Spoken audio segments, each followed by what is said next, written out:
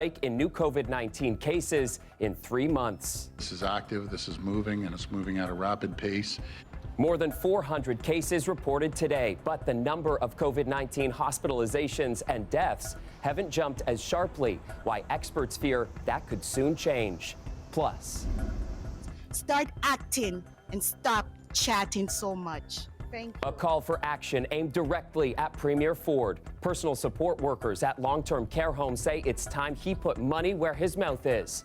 And oh my goodness! Oh my goodness, this tent's on fire. Okay. A Schitt's Creek sweep.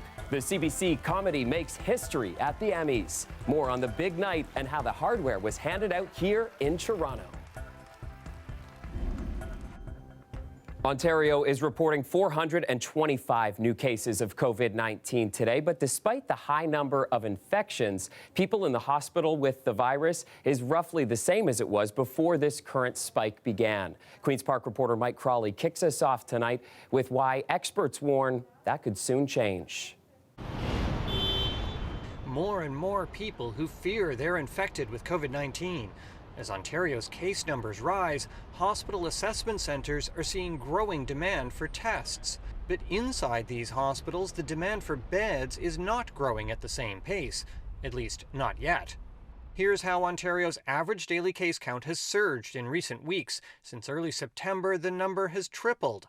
Over the same time frame, the number of people in hospital with a confirmed case of COVID-19 hasn't risen anywhere near as quickly. Sadly, this is where you just say, tick-tock. It's just unfortunately a matter of time. I don't think you need a crystal ball here to say that, given that we've got a rise in cases in Ontario, there's going to be an expected rise in hospitalizations and sadly an expected rise in deaths associated with COVID-19.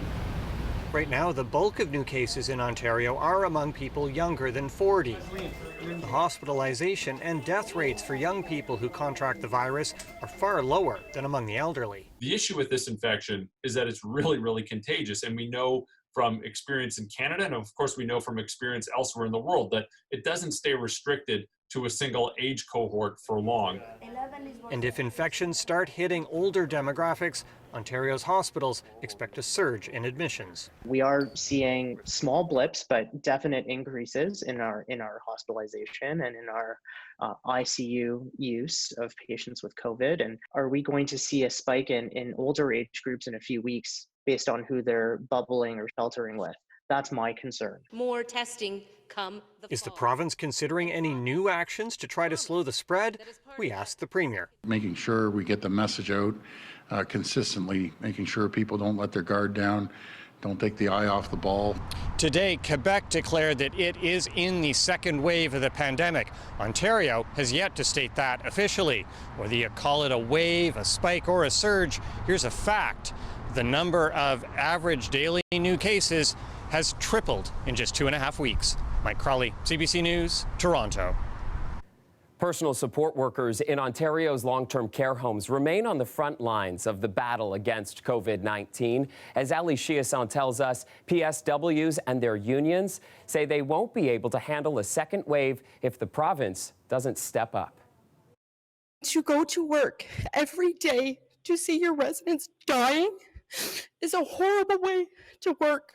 PSWs and their unions say they don't feel supported or equipped to handle a second wave because of, as they see it, the province's broken promises. Every time Premier Ford is asked about personal support workers, he calls them heroes. He says they should have better working conditions and even better pay. Those PSWs, they're overworked, they're underpaid, and I'm going to make sure we take care of that. That echoes his government's own staffing report released almost 2 months ago from his very own advisory committee. A report that seems to be doing nothing but collecting dust. Minister of Long-Term Care, Marilee Fullerton, was pressed about that today during question period. The plan is ongoing. We are continuing to be adaptable and vigilant. There is ongoing surveillance in our long-term care homes. We are increasing the layers of protection for our homes. I remind you, only 3 homes out of 626 long-term care homes in Ontario have more than 3 cases. And in 2 of those 3, we are actively engaged That's 99.7% of long-term care homes in Ontario are managing very, very well. The homes that are not, we are making sure every bit of effort, every time that we have is focused on those homes. It is an integrated effort, and we will continue to fight COVID. But it's not just material protections like masks and equipment the unions are calling for. COVID-19 exposed major shortfalls in long-term care, low staff retention, workers who are overworked and underpaid, in some cases, neglect. The system was destined to become a failure. It's not just unions sounding the alarm. Families are the ones worrying about whether their loved ones will survive COVID again if it arrives at their door. Quite frankly, I'm absolutely terrified. Anil Reddy's 93-year-old mother's health has declined over the last few months. The second wave, I'm just absolutely terrified. The slightest thing is going to kill her if it gets to her. Since being designated an essential caregiver, the home his mother is at may allow him to visit her in the event of a lockdown this time. He believes the workers are doing their best and hopes their best is enough. All it takes is one mask to slip off, and this disease, this virus is so insidious. I talk to many family members when I'm going in, and they all have the same concerns. The second wave and care at the home. Ali Chiasson, CBC News, Toronto.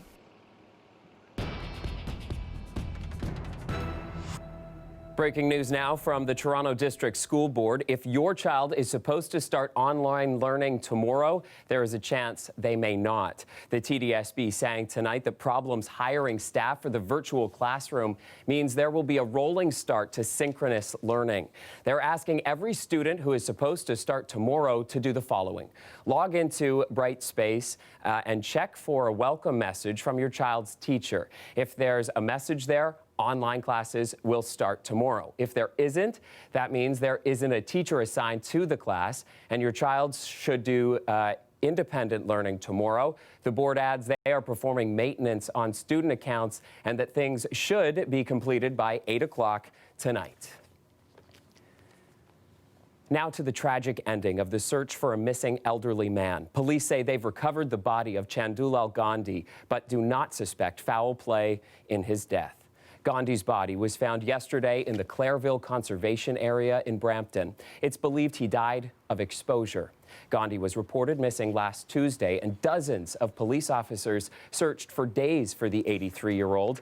An autopsy will be done to determine the cause of death. A man charged with first-degree murder in the stabbing death of a volunteer at an Etobicoke mosque appears to follow a dangerous hate group online. The revelation comes amid calls for the killing to be investigated as a hate crime. Angelina King has the story. Over the weekend, a vigil to honor Mohammed Aslam Zavis, a volunteer caretaker known for serving his community with a smile on his face. And a man who took care of this place of worship with every ounce of his efforts. The IMO Mosque thanked police for making an arrest in the case and called on officers to investigate the murder as a potential hate crime, pointing to troubling social media posts by 34-year-old Guilherme William von Nudegem, the man charged in Zavis's death. This needs more investigation, but when these things come to light, we have to see a response, and that must come. The Canadian Anti-Hate Network has discovered von Nudegem follows an obscure and dangerous hate movement online. The executive director describes it as a satanic neo-Nazi death cult that's violent and racist. They say that to kill people is to really kind of be part of this religion, this cult. And they worship Hitler. It's about, as bad as a group gets. CBC News is choosing not to name the group to avoid giving it any additional exposure. This video was posted on what appears to be von Nudegem's YouTube account. His social media includes terminology, symbols, and references associated with the cult. And while it's not confirmed he's a member, at the very least, he's been kind of deeply versed in the materials for a couple years. CBC News tried to contact a lawyer for Von Newdigem, but hasn't been able to confirm he's hired one. Toronto police wouldn't comment on his social media, but Superintendent Ron Taverner did say they're looking at the possibility of a hate crime. We'll leave no stone unturned to investigate this, to follow up on it, and at the appropriate time make a decision as to where this will go. Religious and community leaders of all stripes say hate crimes in general aren't receiving enough attention, but they're happening. We know that there is fear in our communities. Someone came to our beloved place of worship, the place we come to find peace and solace, with the intent to kill. The mosque's doors have been closed since the murder, but they'll reopen soon. The president saying no one will stop them from being at the place they find peace. Angelina King, CBC News, Toronto.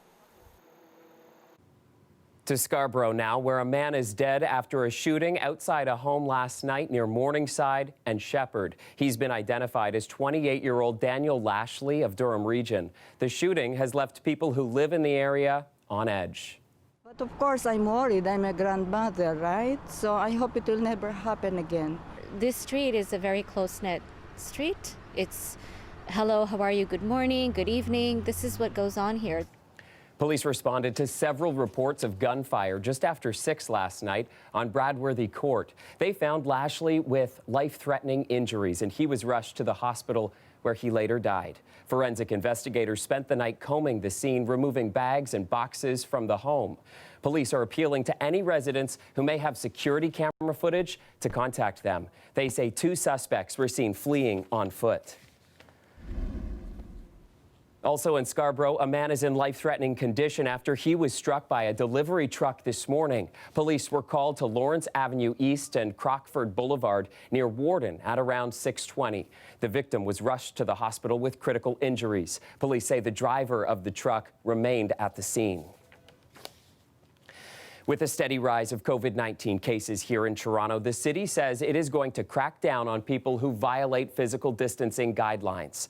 Greg Ross joins us live now from City Place. And Greg, that is a neighborhood that has seen a recent surge in cases, so the city's threat of a crackdown may be easier said than done. Well, it certainly will be, Chris, especially when you consider that bylaw officers can't just walk into people's homes to check and see if they have fewer than 10 people in there. They have their own rules and regulations that they have to follow. But the city says they're still going to be watching very closely for large parties and large gatherings that exceed the limits. And they say gone are the days where you will get a warning if you exceed those limits. It's time now for swift action. Today, I'm reporting 453 new COVID-19 infections in our city since Friday. Toronto's chief medical officer says the fact that COVID-19 cases are on the rise is concerning, and so too is the way people are becoming infected. Social gatherings with non-household members figures prominently when we ask our cases about what behaviors and activities they've engaged in. On Friday, the province announced that social gatherings were being scaled back, limiting the size to 25 people outside and 10 indoors. The mayor says the city is ready to start cracking down on those who violate these guidelines. There is a time for education, a time for warnings, and then there's a time to enforce the law and indicate clearly to those who won't comply that there are consequences. And I believe that most people acknowledge we have arrived at that time. Anyone who hosts a gathering that exceeds the provincial limits could face a $10,000 fine. Guests at these gatherings could face $750 fines. The City of Toronto has taken formal enforcement action 1,408 times to date in response to COVID-19. But Fire Chief Matthew Pegg says there was no action taken over the weekend despite 21 complaints of large gatherings. The investigations into these specific complaints determined that the thresholds for enforcement were not met. 10:25, there's a party going on. A resident at a downtown condo recorded this cell phone video of a party at an Airbnb unit in his building. He says police were called, but nothing was done. And he says it's been going on for months. Parties have continued to happen, as you saw in the video, and no enforcement. Today, Airbnb announced it's taking action against people who violate regulations. People who have been warned about responsible hosting and have otherwise violated our policies or continue to violate our policies on parties and events on the platform, that they're being removed today. But even with these measures by the city and companies like Airbnb, Toronto's chief medical officer didn't seem convinced that large gatherings will stop entirely. But I fear that on some level, too many of us are unwilling to make the changes we need to make to keep everyone safe and limit the spread of COVID-19. Police are also going to be more heavily involved when there are complaints about large gatherings. In the past, police were only going to these calls when asked by bylaw officers, but now we're told that there's going to be a specific group of officers that are going to be working directly with the bylaw officers, and they will be going out on many more of these calls, Chris, and the hope is that that will help crack down on these large gatherings as well. All right, thanks for this tonight, Greg. Meanwhile, city workers want to know why health officials didn't inform them of a confirmed COVID-19 case in a colleague earlier this month. The communications needs to be streamlined, if anything, but I think everyone's trying to do the best job, and I certainly feel for our members who hear this information secondhand. It must be frightening. The employee works at Falstaff Community Center in North York, and they tested positive for the virus on September 11th. Some employees say staff and the public weren't made aware of the case, even though summer camps were underway at the time. Health officials say they traced and notified contacts of the infected person, and they also did a deep clean of the facility. Ontario's top doctors want more people to download the country's COVID alert app. They say so far just over 2 million people in the province are using it. The more people go on, the better it will work. It's a very good way for people to get informed that they were in contact, and then they can call the health unit and do whatever's appropriate at that time. So the app is meant to notify users if they've been in close contact with a known coronavirus carrier. It launched earlier this summer and is so far only operational here in Ontario. Experts have reassured users the app is safe and has built-in privacy measures so your data is not collected or shared. While COVID-19 cases are spiking right now, flu season is also coming up fast. Ontario pediatricians are now sounding the alarm. As Lauren Pelly reports, they say it's more critical than ever for children to get their flu shots, but doctors want more support to meet that demand. Flu shot clinics are often busy. This year, with the double whammy of COVID-19, physicians are bracing for even higher demand. We're getting more phone calls than ever. This Woodbridge pediatrician says last year alone, his office gave up to 5,000 children their flu shots. COVID-19 now makes that impossible. So the question is, how do we do this? And just in a regular office, we found that it's probably going to be impossible to give the same number of immunizations in the same way that we've done before. Patients piling into a clinic wouldn't be safe. Physical distancing and rigorous cleaning also slow the process down. Ontario pediatricians are now asking for more public health support to safely set up large-scale flu clinics, which could operate more like this, a drive-through COVID-19 test site. We need a clear plan as to how we're going to do this that is feasible and well supported. Several hundred pediatricians with the Ontario Medical Association have signed a petition warning that without action, there could be a vaccination crisis. We had a huge year last year. Over 4.4 million Ontarians were vaccinated, but we want it even higher this year. Ontario's health minister says pharmacies will be carrying part of the vaccination load. This is important for entire families to receive the flu vaccine so we can prevent the transmission. But as of right now, Ontario pharmacists can't give the flu shot to kids under 5. The province is also banking on mask wearing and physical distancing to keep flu rates down, but COVID cases are rising despite those efforts. Many pediatricians remain concerned. What happens if you have influenza and then an otherwise healthy child gets COVID-19? What happens after that? And the answer is We don't fully understand and we don't fully know that yet, but the best thing to do would be to avoid that situation as much as possible. Lauren Pelly, CBC News, Toronto. Toronto's Board of Health met today to discuss the recent uptick in COVID-19 cases and what actions need to be taken to prevent a potential second wave. The overall goals continue to be the same: to minimize the loss of life and serious illness associated with COVID-19, to conserve the capacity of the healthcare system, and to minimize any adverse effects as much as possible on our economy, our general health and well-being, and our quality of life. The board unanimously approved a series of measures to target the recent increase in cases. It is calling on the province to keep class sizes small enough to ensure 2 meters of physical distancing. It's asking the Ministry of Long-Term Care to invest in on-site infection control, and it's asking the federal government to improve their quarantine data sharing system to make it easier to enforce quarantine and isolation requirements for international travelers. The board also requested Toronto Public Health implement a system to publicly share details of workplace outbreaks without compromising individual privacy. Catherine O'Hara, Schitt's Creek. Eugene Levy, Schitt's Creek. The Emmy goes to Daniel Levy. Daniel Levy, Schitt's Creek. You heard that theme music a lot last night. Schitt's Creek pulled off a sweep, taking every trophy in the comedy series category, something that has never been done before. Lots of big moments last night, but of course, the CBC comedy took home 9 of the 15 awards it was nominated for, and it was recognized for Outstanding Comedy Series, Writing, Directing, and all 4 of the show's stars won awards for acting. A big way to wrap up the show's final season. And Yelena Adzik was watching as Schitt's Creek won Emmy after Emmy last night. Yelena, I have been excited to have this conversation with you all day long. What stood out for you, my friend?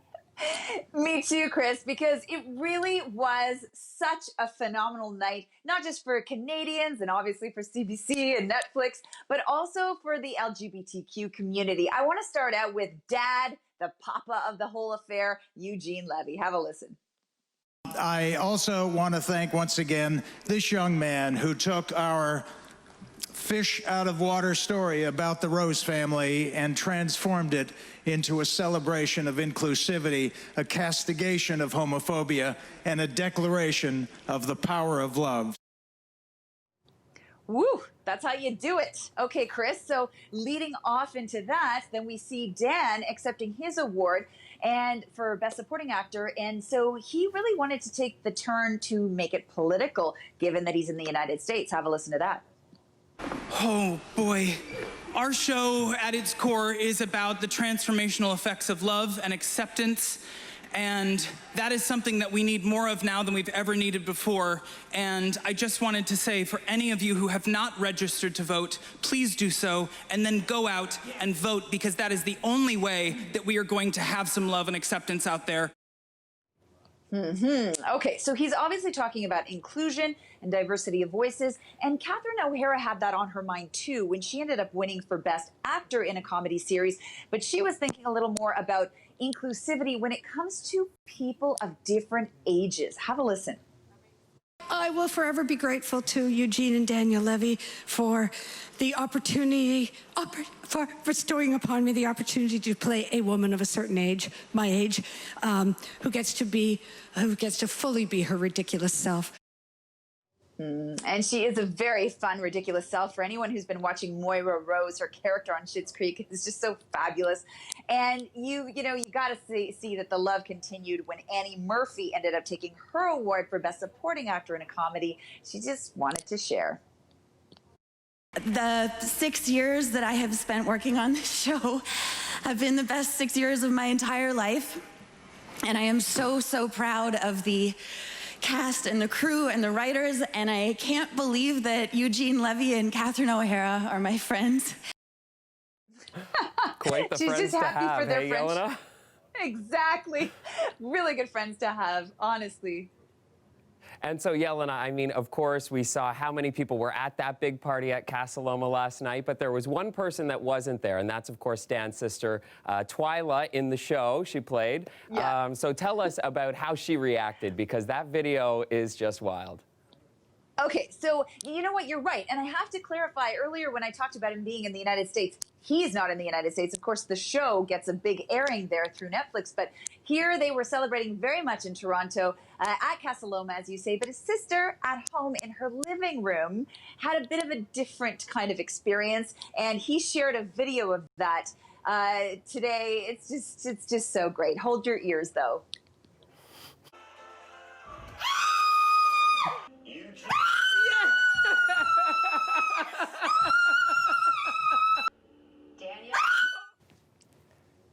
What I love is that it just gets bigger and bigger with each win there, hey? It was definitely bombastic, yeah. And you know what, though? There really is, it's a good news day for a lot of people, you know, in the industry. We talked about LGBTQ community and older women, and also the fact that CBC has made this show available for free on the streaming service Gem that's a big deal, you know? It's really a way that we can all kind of connect and celebrate. So I think that's pretty cool. And like you said, for anybody that's late to the party and maybe hasn't seen all of Schitt's Creek yet, they can catch up using Gem. Yeah, not to mention that you'll have all of the seasons, because on Netflix they don't quite have the finale. So there you go. All right, hot tip. Thanks, Yelena. See you soon. It is hard not to be a Schitt's Creek fan today, right, Colette? Oh, I mean, I am such a fan. My whole family is. And when Catherine O'Hara won first, that was so awesome. So then everyone after that was just like icing on the cake. It was bonus. Yeah, it was like an embarrassment of riches. It was amazing, just so amazing, so happy. And okay, speaking of an embarrassment of riches, our weather this week, it's just going to get better and better. I can't believe this. And here it is. Today's the last day of summer. Tomorrow, our first official day of fall, and our temperature is going to be going up. That's what we're going to be seeing as we move forward into this week. So warming temperatures. And I had to look way down the road, I mean, way into this week to find a chance of showers. Maybe you don't want me to find it, but, you know, I have to look for it. These are our current temperatures. I know today the breeze may be a little bit cool just because basically it's been coming off the lake with a southeasterly breeze. Well, we don't have to worry about that. Nothing's going to be feeling cool as we go into tomorrow and the day after that. Boy, oh boy. So having a look at the satellite radar imagery, what it is, high pressure's been in place. That's what we had over the weekend. It stays with us as we're moving into this week. And that's why we get these clear skies through the overnight, though. Not as cool tonight as it's been. So we're not worrying so much about the frost advisories. Yeah, because tonight's low, 8 degrees. Then tomorrow afternoon, a little bit above seasonal with a high of 22, but we're going a little more above seasonal as we go further into this week. I've got the 5-day forecast coming up. Okay, great. And don't look so hard for rain, hey? Oh, I will. You know what? I'm going to stop looking. We'll leave that needle in the haystack. Thanks, Colette. You're welcome. The weather is brought to you by Trane, the most reliable heating and cooling brand. We test, so it runs. It's hard to stop a train. Coming up, some residents say it's an eyesore of a building, but are opposing what will replace it. So, you know, something needs to be done. It's just what? We'll bring you what developers are hoping to turn this building into. That is coming up next.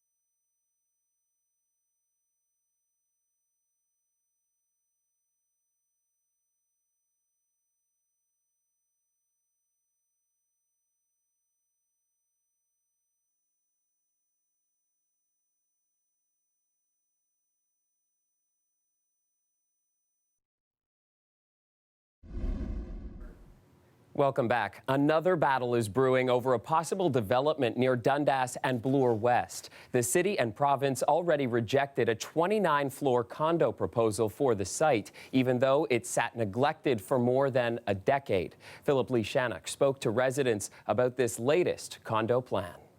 The current building's definitely an eyesore. I mean, you can see it's been standing like that for about 15 years. But he'd rather put up with the quirky, abandoned two-story commercial building at Bloor Street West in Dundas than what's being proposed. So, something needs to be done. It's just what? 10 years ago, he and other residents, the city and province, all said no to a high-rise condo project dubbed the Giraffe. Now another developer has filed a proposal for a 25-story condo on the same site. Because of community opposition to the previous plan, the new developers chopped off 4 stories from this project and cut the number of units from more than 500 to just over 3. But adding a 320-unit condo to the area has some residents worrying about the already busy corner. We have enough traffic around here. So you can't turn left onto Bloor, so cars will have to go up and circle through the adjacent neighborhoods. The developer did not respond to CBC's request for comment, but its application included a transportation impact study that suggests most residents in the building would choose to use nearby public transportation. The area councillor says this new application is not much different from the one the city and province rejected a decade ago. So it really is distressing to see the new owners come back with almost an identical proposal after we already have that ruling in hand. But this time around, those behind the project aren't waiting for the city to reject their plan.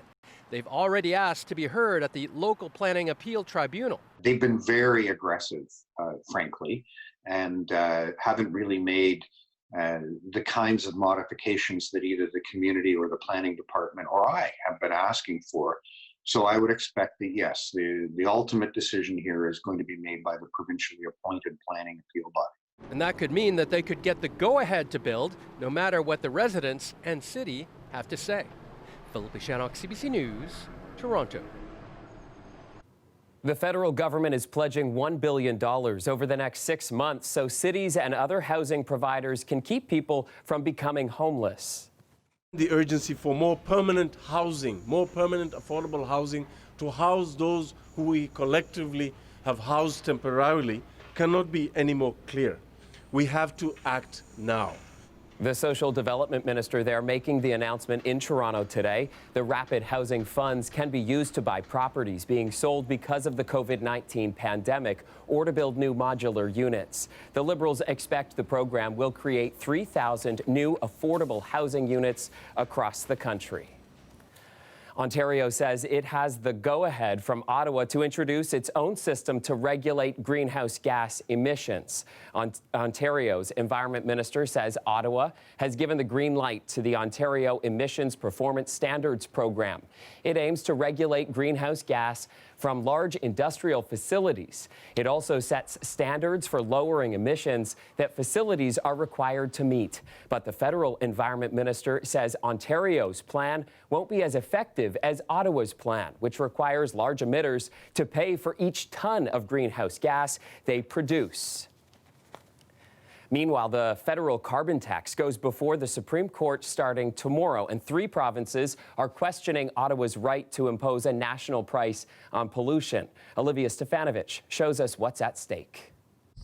And if they're soft, that means they still need to either dry down naturally or they have to be artificially dried. Every harvest, farmer Marcus Hurl is left with no choice but to use fossil fuels to dry most of his product. We go through those 2 tanks per day of propane.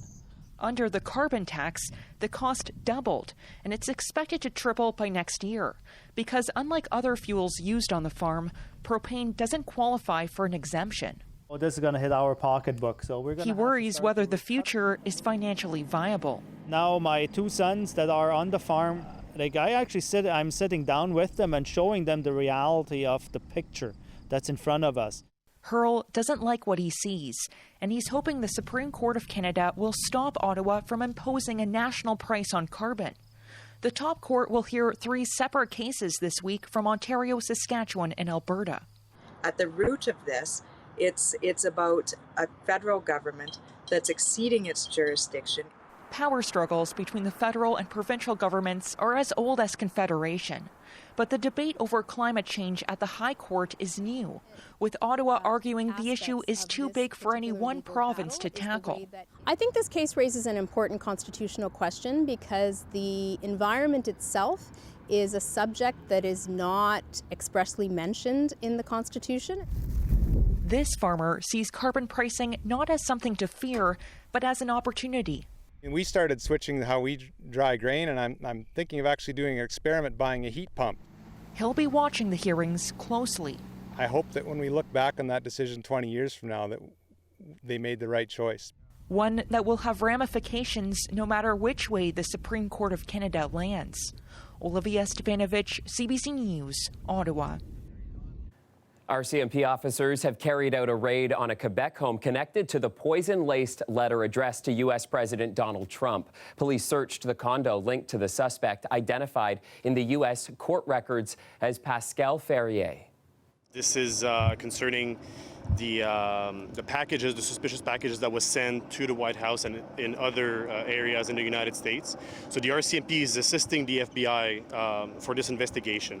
Police at the scene confirmed the property is connected to the woman who was arrested over the weekend at the New York-Canada border. The letter containing the poison ricin was intercepted before it reached the White House. Initial investigation by the authorities suggests the letter appears to have originated in Canada. Envelopes containing the toxic substance found in castor beans had also been sent to some locations in Texas. Ferrier is set to appear in court tomorrow after she was arrested yesterday by the U.S. border authorities in Buffalo. The suspect is expected to face federal charges.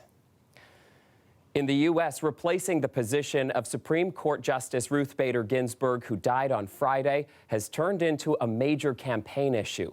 President Donald Trump and top Republicans want confirmation hearings for a new justice to start ahead of the November election, a move that is not sitting well with Democrats and even some Republicans. Ellen Morrow has more. And if they're soft, that means they still need to either dry down naturally or they have to be artificially dried.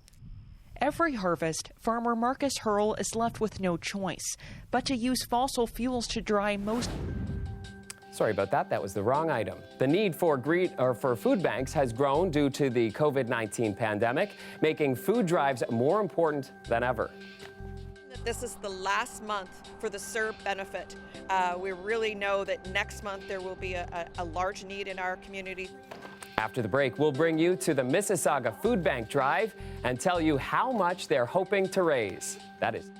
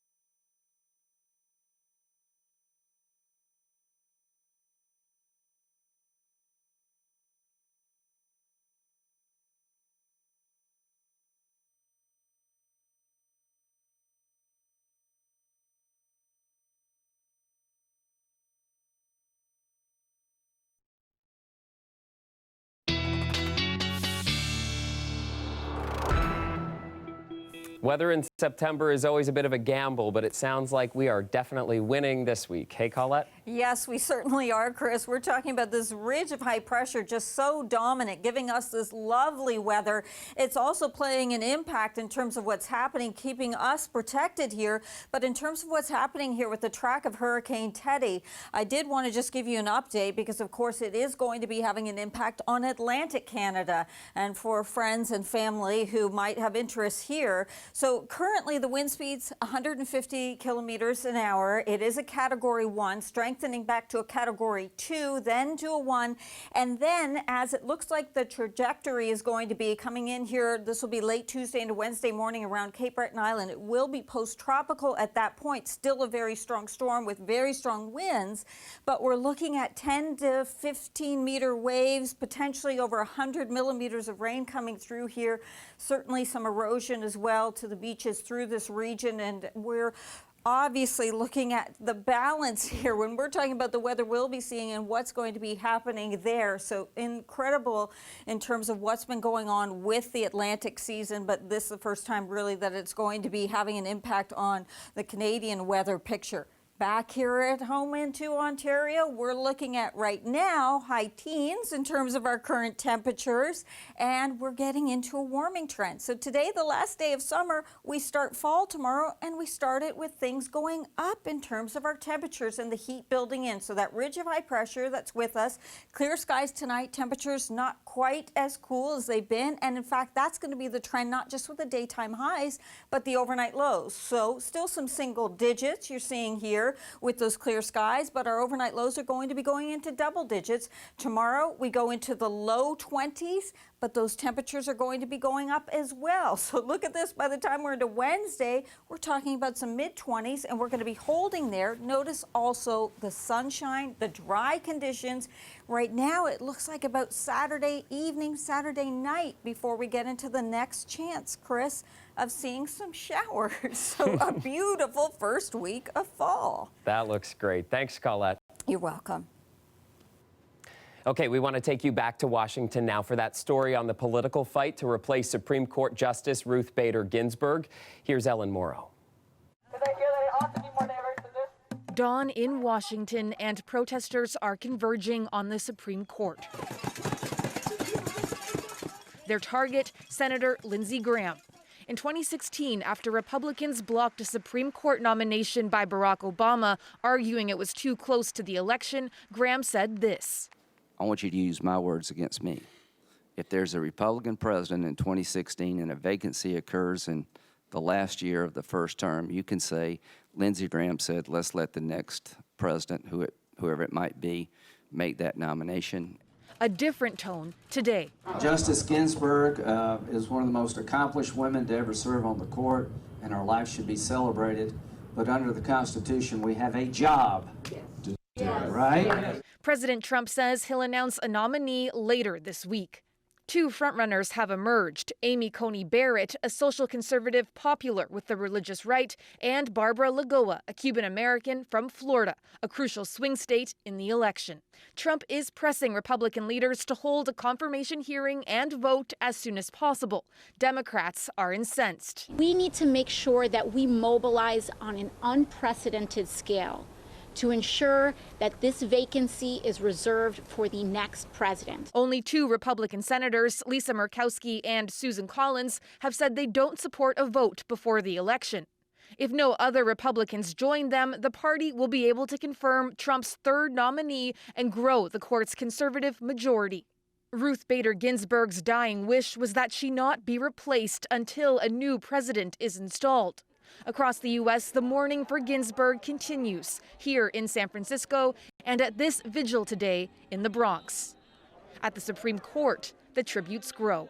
Ruth Bader Ginsburg will lie in repose at the Supreme Court later this week, giving the public a chance to pay their respects. There will then be a private interment service at Arlington National Cemetery next week. Ellen Morrow, CBC News, Washington. I'm Ismaila Alpha, host of Metro Morning. On tomorrow's program, the show must go on, but how? It's been 6 months since non-essential businesses were forced to shut down due to the pandemic. That left those in the world of performance scrambling to figure out how to plan for a new season when things seem so unpredictable. Well, I'll be joined by the heads of the Canadian Opera Company and Soul Pepper Theatre to discuss theatre's plan to forge ahead through the pandemic. Join me weekdays, 5:30 till 8:30 for Metro Morning on CBC Radio 1.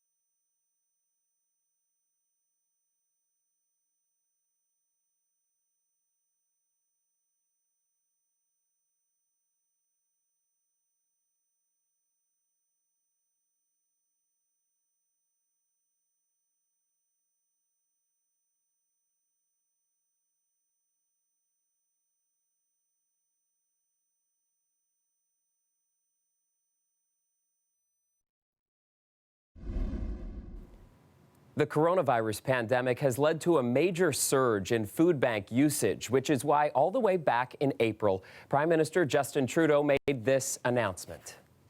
I'm announcing that the government will provide $100 million to meet the urgent food needs of vulnerable Canadians. And so that was over 5 months ago, and many local food banks say they just got their share of those funds last week, in fact. As Philippe de Montagny tells us, the much-needed cash is coming as food banks prep for another rush of users when the federal CERB runs out. Deborah Lauzon has been coming to her local food bank every week since she lost her part-time job in March. When I first came, I felt I felt weird. And then you feel like you're taking it away from other people. For the retiree, pension payments alone aren't enough. That part-time employment helped her make ends meet. I get $1,800 a month and my rent is $17. So yeah, it's tough. And she's not alone. More and more people have been coming to Knight's Table for food. The Brampton Food Bank has been offering takeout and home delivery. We've doubled our food distribution per day.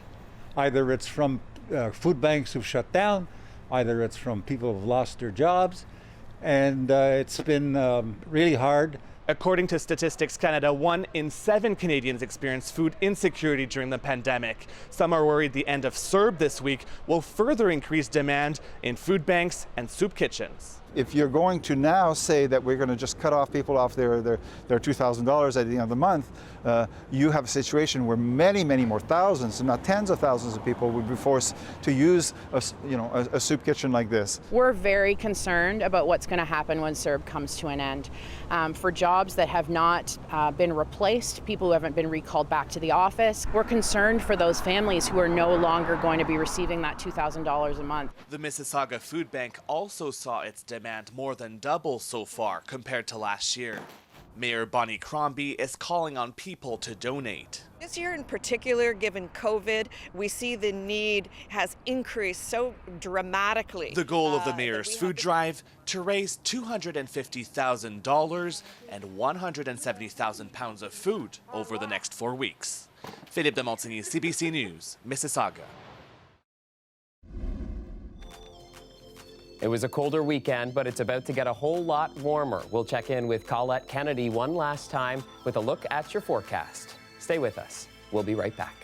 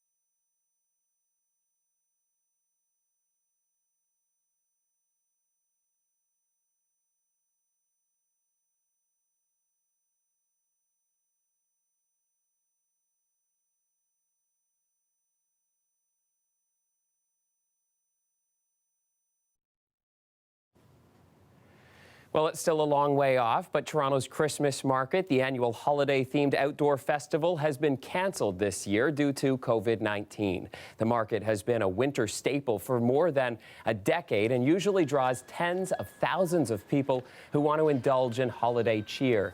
It typically runs between mid-November and late December, and organizers say that the size of the crowds would make it too difficult to practice physical distancing. However, the Distillery District will still look like a winter wonderland and be open for shoppers and diners.